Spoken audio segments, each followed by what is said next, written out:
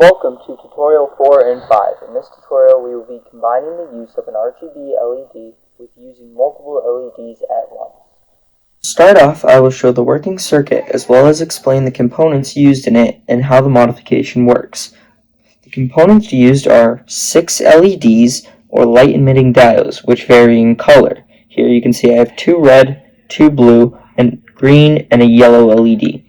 Next, over here you have the RGB LED which combines 3 LEDs in order to make a larger range of colors. We also have 10 resistors which limit the flow of electrical current through the circuit.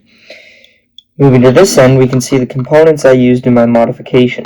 I added analog devices in order to be able to manipulate the LEDs manually.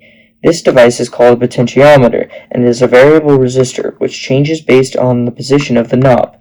This device is called a switch, more specifically a single pole double throw. It is a toggle switch with 2 positions, on and off, as well as you can see an assortment of color-coded jumper wires to make everything look more organized.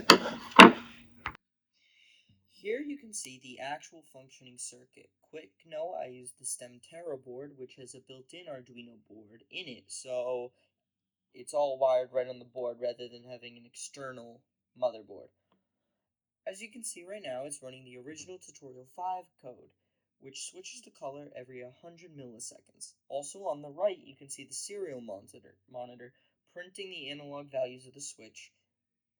Right now, it's only printing the switch in its on position. Now, as I switch this, you can see that once it finishes running the original code, the circuit will begin to run my modified code. And now you can see that it's also printing the pot value on the right. Now, as I turn this, it will change colors as well as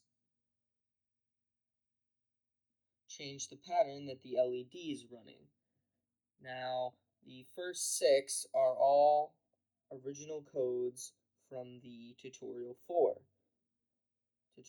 However, the 7th one is my modified code, which will dash blink and it will run my name in Morse code.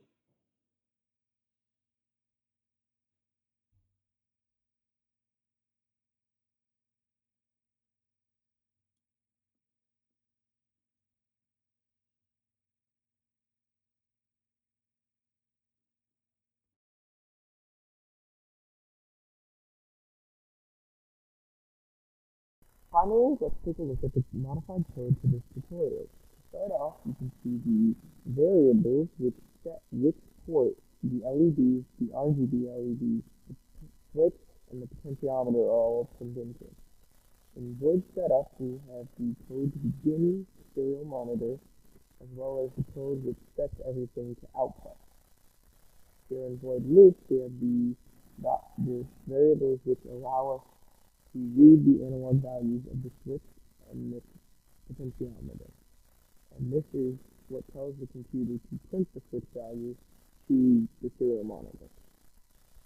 Here is the if statement that says if the switch is on, run the original code from tutorial 5.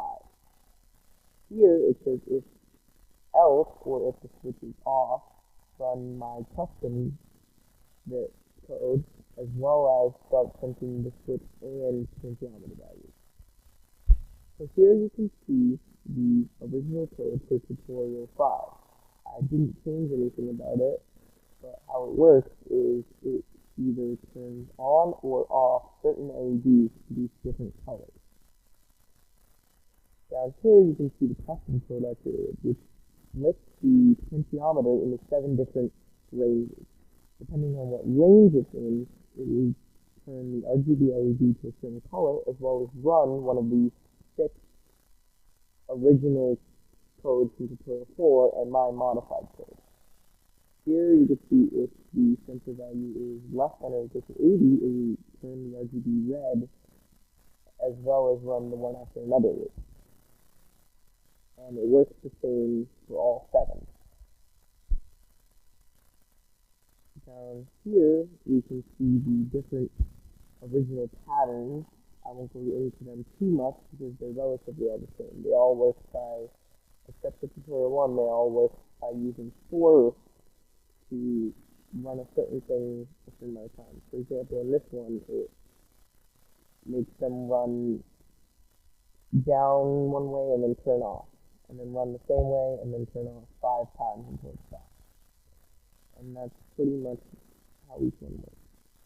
And then finally down here we have my custom code, dot and dash, which allow me to type like this rather than make the code more complicated. And that is the end of my tutorial 4 and 5.